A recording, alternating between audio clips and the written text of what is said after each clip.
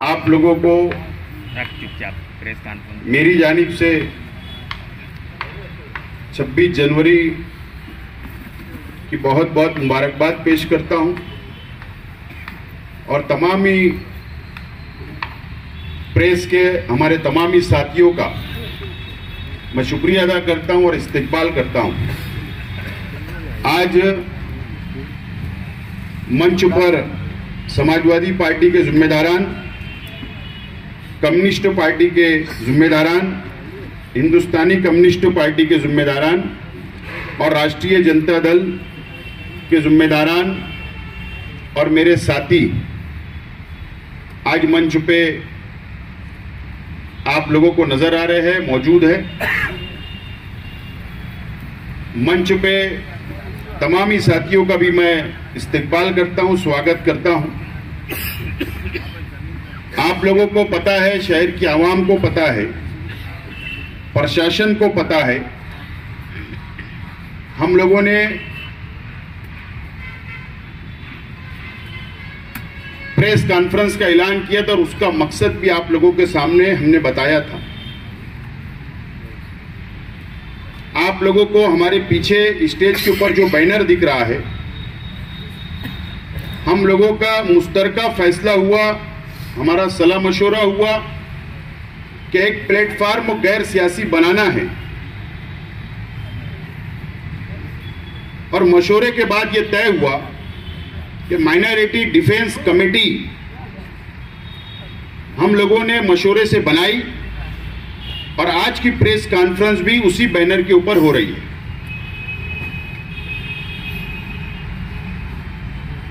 आप लोगों को पता है कि मालेगांव शहर ये मस्जिद और मीनारों का शहर है। मुसलमानों की बड़ी तादाद यहां पर रहती है और पार्लियामेंट के इलेक्शन के बाद से सरकारी पार्टी बीजेपी और फिरका परस्त पार्टियों की तरफ से मालेगांव शहर को बदनाम करने की शुरुआत की गई और आज भी बदनाम किया जा रहा है। सिर्फ मालेगांव नहीं, महाराष्ट्र में अलग अलग शहरों में अलग अलग मुस्लिम बस्तियों को बदनाम करने का काम बीजेपी की तरफ से, सरकारी पार्टी की तरफ से, फिरका परस्त पार्टियों की तरफ से किया जा रहा है। मालेगांव को सबसे पहले जो बदनाम किया गया वो वोट जिहाद के नाम पर।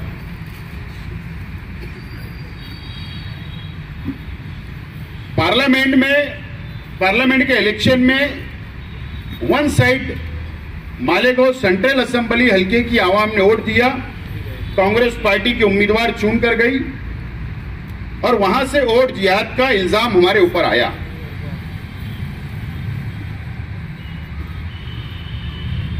और कुछ महीने पहले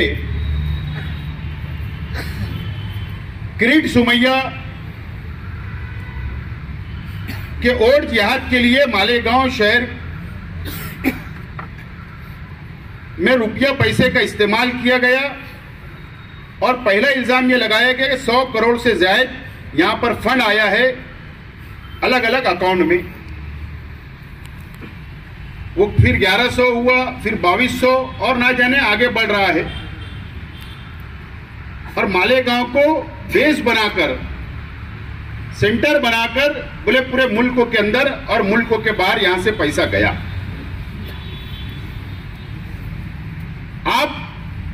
मेरा सवाल है किरीट सोमैया से, मेरा सवाल है सरकार से,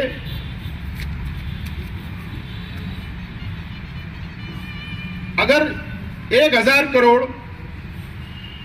2200 करोड़ अकाउंट में अलग अलग पूरे देश के अलग अलग रियासत के अंदर, अलग अलग राज्यों के अंदर अलग अलग लोगों के अकाउंट में आया और कल किरीट सोमैया ने यह कहा कि 150 से ज्यादा करोड़ों रुपया यहां पर वोट जिहाद के लिए इस्तेमाल किया गया। अब सवाल यह है मेरा एकदम सीधा कि किरीट सोमैया इसका जवाब दे, या सरकार, मरकजी हुकूमत या रियासती हुकूमत के आला ऑफिसरान जो इसकी इंक्वायरी कर रहे हैं, जो फंड कहां से आया, वो जवाब दे। ये वोट जिहाद कैसे हो सकता है? ये वोट जिहाद कैसे हो सकता है? जिन लोगों के अकाउंट में पैसा आया वो तो हमारे हिंदू भाई है।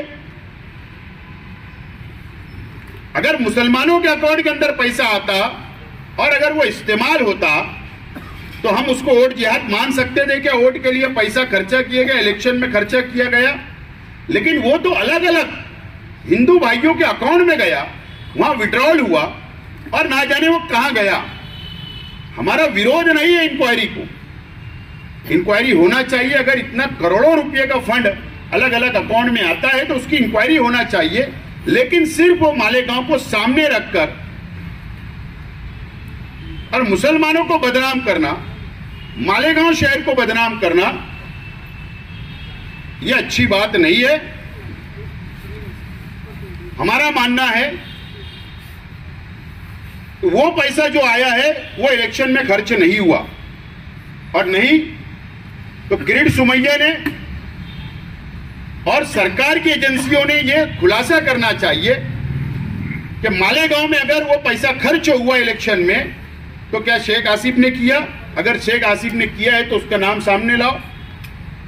अगर शान हिंद जो उम्मीदवार थे असेंबली के, अगर उन्होंने किया तो वो बात नाम सामने लाओ। या आज के एमएलए का नाम अगर उन्होंने खर्च किया तो वो सामने लाओ, या और कांग्रेस के कैंडिडेट है, आजाद कैंडिडेट, सामने तो लाओ कि पैसा खर्च कहां हुआ। ये बात सामने नहीं लाई जा रही है। सिर्फ गुमराह करने का, मालेगांव को बदनाम करने की साजिश रची जा चुकी है और हमको बदनाम किया जा रहा है। दूसरी बात, जो कमेटी हमने बनाई, डिफेंस माइनॉरिटी डिफेंस कमेटी जो हमने बनाई, ये रोहिंग्या मुसलमान, बांग्लादेशी मुसलमान मालेगांव शहर के अंदर रहते हैं, जन्म दाखले निकालते हैं, और एक तरीके से एसआईटी की स्थापना सरकार ने की, एसआईटी बनाई, इंक्वायरी चल रही है, और इंक्वायरी उनको इख्तियार है हुकूमत को एसआईटी बनाने का, एक इंक्वायरी करने का, वो इंक्वायरी करे। लेकिन मेरा सवाल है कि एक भी रोहिंग्या बांग्लादेशी मुसलमान यहां पर मिला क्या? इसका जवाब आना चाहिए। इसका जवाब नहीं आ रहा है। सिर्फ 4000 लोग मिले, 4000 दाखले बनाए गए,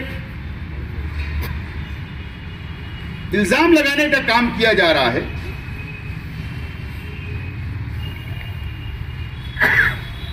इसीलिए हम लोगों ने माइनॉरिटी डिफेंस कमेटी बनाई और आज हमने एक प्लेटफॉर्म तैयार किया है जो अलग अलग पार्टियों के जिम्मेदारान आज मंच पर है, और लीगल लड़ाई के लिए, कानूनी लड़ाई के लिए एडवोकेट अजीम खान साहब, एडवोकेट तौसीफ साहब, एडवोकेट हिदायतुल्लाह साहब भी मंच पर है। हमने ये फैसला किया है कि जो मालेगांव को बदनाम किया जा रहा है, मुसलमानों को बदनाम किया जा रहा है, अलग अलग रोहिंग्या के नाम पर, बांग्लादेशी के नाम पर, फंड के नाम पर, तो इसके लिए आज कानूनी तौर पर भी और जमहूरी तौर पर भी आज बीजेपी और उनके लीडरान जो इल्जाम लगा रहे हैं उनका जवाब देने के लिए हमने ये प्लेटफॉर्म तैयार किया। और हमारी आज ये प्रेस कॉन्फ्रेंस, आज यहां से हमारी शुरुआत होगी, और हम हर लड़ाई करने के लिए, चाहे वो कानूनी हो, चाहे वो जमहूरी तौर पर रास्ते पे उतरना हो, चाहे धरना आंदोलन करना हो, या हम लोगों को ये लड़ाई मंत्रालय तक ले जाना हो, हमारी मुकम्मल तैयारी हमने की है, और इसीलिए आज की ये प्रेस कॉन्फ्रेंस हमने रखा है। हमारा जो एजेंडा हमने बनाया है, ये जो प्लेटफॉर्म बना, हमारी कौन सी लड़ाई होगी? हमारा सिंपल एजेंडा है कि रोहिंग्या मुसलमान के नाम पर जो शहर को बदनाम किया जा रहा है, हमको कानूनी तौर पर भी लड़ाई लड़ना, और साथ में वक्फ बोर्ड का जो बिल, केंद्र सरकार जो बिल पेश करने वाली है पार्लियामेंट में, जो जॉइंट पार्लियामेंट कमेटी बनी, जायजा लिया गया, और जायजा लेने के बाद अब यह समझ में आ रहा है कि आइंदा पार्लियामेंट के सेशन में वो बिल पेश किया जाएगा और वो लागू कर दिया जाएगा अक्सरियत की बुनियाद पर, और हमारे इख्तियार छीन लिए जाएंगे। वक्फ बोर्ड के जो मेंबरान होते हैं उसके अंदर 100% अभी के कानून के मुताबिक मुसलमान ही होते हैं। जो ट्रिब्यूनल कोड चलता है उसके अंदर भी मुसलमानी जज होते हैं। ये सब इख्तियार निकालने के साथ साथ में ये तमाम इख्तियार वो कलेक्टर को देना चाहते हैं, और इसके लिए हमने ये तय किया है कि वक्फ बोर्ड के लिए भी लड़ाई लड़ी जाएगी। ये हमारे दो मुतालबात है, दो एजेंडे में हमने दो, एक रोहिंग्या मुसलमान और दूसरा वक्फ बोर्ड, ये हमने शामिल किया है। और ये लड़ाई गैर सियासी तौर पर इसी बैनर के नीचे इस नाम से हम लोग ये लड़ाई लड़ने के लिए हमारी तैयारी है, और इसीलिए आज की प्रेस कॉन्फ्रेंस ली जा रही है। हम शहर की आवाम के साथ खड़े रहेंगे। अगर कहीं भी जबरदस्ती नजर आई, अगर जबरदस्ती केसेस बनाए जाएंगे, जबरदस्ती बदनाम किया जाएगा, फंसाने की कोशिश की जाएगी, तो हम लोग शहर की आवाम के साथ खड़े रहेंगे, और जमहूरी तौर पर रास्ते पर भी उतरना पड़े तो उतरेंगे, और कानूनी लड़ाई भी लड़ना पड़ेगा तो हम लोग लड़ेंगे। ये बात का फैसला हमने किया है, और इसीलिए आज की प्रेस कॉन्फ्रेंस बुलाई गई है।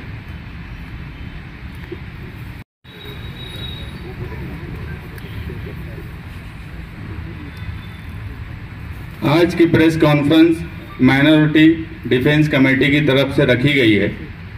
आपके सामने अभी आसिफ भाई ने डिटेल से बात रखी। हमारा मकसद इस कमेटी को बनाने का ये है कि जिस तरीके से मालेगांव शहर की बदनामी हो रही है, ये मुस्तकबिल में इस शहर के लिए अच्छा नहीं रहेगा। हमारे यहाँ 2006 को बम ब्लास्ट हुआ, उसके बाद मालेगांव के ही लोगों को गिरफ्तार किया गया, और मालेगांव की बदनामी मुसलसल होती रही। 2015 में जब मकोका कोर्ट ने उन सब मुसलमानों को जो मालेगांव शहर के थे डिस्चार्ज किया कि ये नहीं है, तो सालों लग गए उस बदनामी को दूर करने में, और आज वापस बांग्लादेशी के नाम से मुसलसल बदनाम किया जा रहा है। अगर इस बदनामी को नहीं रोका गया, इस कार्रवाई पर नजर नहीं रखी गई कानूनी और जमहूरी तौर पर, तो हमें शक है कि जिस तरीके से किरीट सुमैया के बोलने के बाद एसआईटी बन गई, मगर उसके बावजूद भी वो मुसलसल मालेगांव शहर आ रहे हैं, दफ्तर में बैठ रहे हैं, सरकारी कागजात खुद ले रहे हैं, चेक कर रहे हैं, तो ये कहीं ना कहीं सरकार को भी और एसआईटी को भी गुमराह कर रहे हैं। और आज ये हकीकत है कि मुसलमानों के लिए सरकारें ईमानदार नहीं है। इसलिए जरूरत है इस सबसे डिफेंस की इस शहर को, और बड़ी ताकत के साथ पूरे शहर को जुड़ने की जरूरत है। आज पूरा शहर अगर इस मामले में एक साथ नहीं जुड़ पाया तो इस शहर का मुस्तकबिल अच्छा नहीं रहेगा। मैं पहले भी बोला, और हमारे मुतालबात यही है कि एसआईटी बन गई। एसआईटी जिस तरीके से कार्रवाई कर रही है, घरों पर जाकर न दिन देख रही है न रात देख रही है चौकसी के नाम पे, ये तरीका बिल्कुल गलत है। अगर एसआईटी अपनी इंक्वायरी कर रही है तो वो शफाफ इंक्वायरी करे। जब किसी अगर उनके पास कोई पेपर है वो चेक करना चाहते हैं तो उनको नोटिस दें, उनको बुलाया जाए, अपने ऑफिस में बुलाएं और पेपर चेक करना है चेक करें। मगर घरों पर जाया जा रहा है, 10-15 लोग 20 लोग पहुंच रहे हैं, पुलिस डिपार्टमेंट, सरकारी दफ्तर, हमारे यहाँ बहुत पढ़े लिखे लोग नहीं है झोपड़पट्टी में। आज तुम्हारे और मेरे ही घर पर अगर 10-15 लोग आ जाए तो घबराहट तारी हो जाती है, एक दहशत का माहौल है। तो इस तरीके से इंक्वायरी कभी नहीं हुई है कि मालेगांव शहर के घर घर रात में दस्तक दी जा रही है। औरतों के पास कौन सा पेपर है उस वक्त नहीं है, उनको नहीं मालूम। घर अगर नोटिस देंगे, जिम्मेदार जाकर जो भी उनको चेक करना है वो कोई वक्त तय करे, ऑफिस उनका तय करे, जहां उनको बुलाना है पुलिस स्टेशन में, प्राण कचहरी में, वहां बुलाए, मगर इंक्वायरी इस तरीके से शफाफियत के साथ की जाए। दूसरी बात, जब एसआईटी किरीट सोमैया के बोलने पर नामजद हो गई है तो उसके बाद अब किरीट सोमैया को इन सब मामलात में बयानात देने की जरूरत नहीं। और हमारी एसआईटी टीम से भी रिक्वेस्ट है, मालेगांव शहर के पुलिस डिपार्टमेंट से भी रिक्वेस्ट है कि वो किरीट सोमैया को ऑफिस में पेपर देखने से फौरी तौर पर रोके। हमें उस आदमी पे कोई 1% भरोसा नहीं है कि वो गलत तरीके से भी पेपर उसमें शामिल कर सकता है और हमारे शहर की बदनामी की जा सकती है। तीसरी बात कि इसके नुकसानात क्या हो रहे हैं। आज एडमिशन का वक्त है, यहाँ पर मेरे पास 3 बच्चियों के पेपर हैं, वो तीनों बच्चियां यहाँ पर हैं। आप मुझे बताओ, राइट टू एजुकेशन है, अगर वो लोग स्थगिति दे दिए, स्टे दे दिए नए दाखिले पर, तो इन बच्चियों का जो राइट टू एजुकेशन सरकार ने कानून बनाया है, इनका नुकसान का जिम्मेदार कौन रहेगा? सरकार रहेंगी या किरीट सोमैया रहेगा, या जो लोग हिकमत अमली से चुप रहने की बात बोल रहे हैं, जिनकी जिम्मेदारी है बोलने की, वो रहेंगे? इसका भी खुलासा होना चाहिए। ऐसे सैकड़ों बच्चे हैं जिनका एडमिशन, अगर उनका दाखिला नहीं मिला तो वो एडमिशन से महरूम रह जाएंगे, उनके एजुकेशन से महरूम रह जाएंगे। तो ऐसे तमाम ही लोगों के लिए भी हम लोग मशवरे से क्या करना है, कैसे करना है, इनका दाखिला दिलवाने की कोशिश करेंगे, क्योंकि ये इनके एजुकेशन का सवाल है, इनके मुस्तकबिल का सवाल है। और ये सब मामलात में चुप रहना ये आप समझ लो कि एक बुज़दिली है, और चुप रहना ये कहीं ना कहीं रजामंदी है फिरका परस्तों की बात अगर जो बोली जा रही है उसको मानने की। जब 2006 में बम ब्लास्ट हुआ तो केस मकोका कोर्ट में चल रहा था, दूसरी कोर्ट में चल रहा था, मगर इस शहर में आंदोलन और तहरीक हो रही थी। हमेशा एक बात याद रखना कि कोई भी सवाल अगर है, आज 26 जनवरी है, कॉन्स्टिट्यूशन का आज यौम जमहूरिया है, तो आप एक बात समझो कि अगर तुम कुछ बोले नहीं तो उसका मतलब भी ये निकाला जाएगा कि ये लोग कहीं ना कहीं इसमें शामिल हैं। और बम ब्लास्ट के वक्त इसीलिए हर वक्त तहरीक चलाई जा रही थी, और हर तहरीक, हर अवामी आंदोलन का असर आप यकीन मानो सरकार से लेके आज कोर्ट तक पड़ता है। अगर आप आंदोलन और तहरीक नहीं चलाएंगे तो आप ये बात मान लो कि आप ये मानते हो कि ये सब जो हो रहा है ये सही है। बस हमारा यही बोलना है कि जो डिफेंस कमेटी बनी है, मालेगांव शहरियान को इसके साथ जुड़ना चाहिए। ये गैर सियासी तंजीम है और पूरे शहर को जोड़ने के लिए ये तंजीम बनाई गई है। तो मालेगांव शहरियान इससे जुड़े और defence committee, minority defence committee जो भी आगे कदम उठाती है उसके साथ कदम से कदम मिलाए। हमने इसमें जो वक्फ बोर्ड का सवाल भी इसलिए लिया है कि आप देख रहे होंगे कि जेपीसी की जो मीटिंगें हो रही हैं उसमें अब कहीं ना कहीं लग रहा है कि कुछ गड़बड़ हो रही है। और 31 जनवरी को जो जेपीसी के अध्यक्ष हैं उन्होंने रिपोर्ट देने की बात बोल दी है, तो वो सवाल भी बहुत अहम है खास तौर से मुसलमानों के लिए। इसलिए वो सवाल को भी शामिल किया गया है कि वक्त जैसे हालात आएंगे हम उस मामले में भी शहर की तरफ से वक्फ बोर्ड के सवाल पर नुमाइंदगी करने की जरूरत है, वो हम करेंगे। ये 2 सवाल पर माइनॉरिटी डिफेंस कमेटी बनी है। आगे अगर कोई और हालात पैदा हुए जो जरूरत रही तो हम वो सवाल भी माइनॉरिटी डिफेंस कमेटी में शामिल करेंगे।